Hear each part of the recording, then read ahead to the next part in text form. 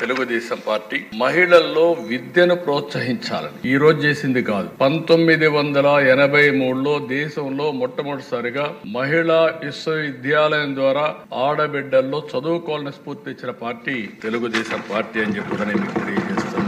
దాంతో ఆగలేద దిశ. అక్కడి నుంచి మీరు ఒకసారి చూస్తే, నేను ముఖ్యమంత్రిగా ఉన్నప్పుడు ప్రతి కిలోమీటర్ కి ఒక ఎలిమెంటరీ స్కూల్ పెట్టాం, ప్రాథమిక పాఠశాల. 3 కిలోమీటర్లు ఒక అప్పర్ ప్రైమరీ స్కూల్ పెట్టాం. ప్రతి 5 కిలోమీటర్కి ఒక హై స్కూల్ పెట్టాం. మండలానికి ఒక జూనియర్ కాలేజ్ పెట్టాం. ప్రతి డివిజన్ కు ఒక ఇంజనీరింగ్ కాలేజ్ పెట్టాం. జిల్లాకు మెడికల్ కాలేజ్, వందలాది కాలేజీలు తీసుకొచ్చాం. ఓసారి పబ్లిక్ పాలసీ అనేది చాలా పవర్ఫుల్ దిశ.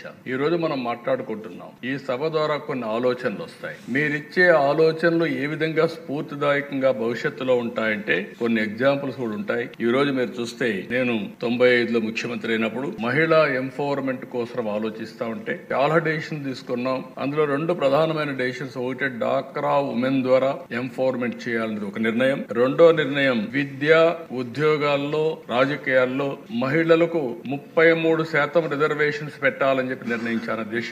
ఆ రోజు చాలా మంది యువత నన్ను వ్యతిరేకించారు. అన్నారు, ఈ రోజు 33% పెడుతున్నారు, ఈ రిజర్వేషన్ లో మహిళలు 55-60% వచ్చేస్తారు. మా పరిస్థితి ఏంటంటే, నేను ఒక మాట చెప్పాను, మీకు ఇన్ని సంవత్సరాలు అనుభవించారు, ఒకవేళ బ్యాక్లాగ్ ఒకటి ఉంది, కొన్ని రోజులు వాళ్ళకు కూడా వస్తే నష్టం లేదు, మీరు స్వాగతించమని చెప్పాను అధ్యక్ష. నేను గర్వంగా చెప్పగలుగుతున్నా.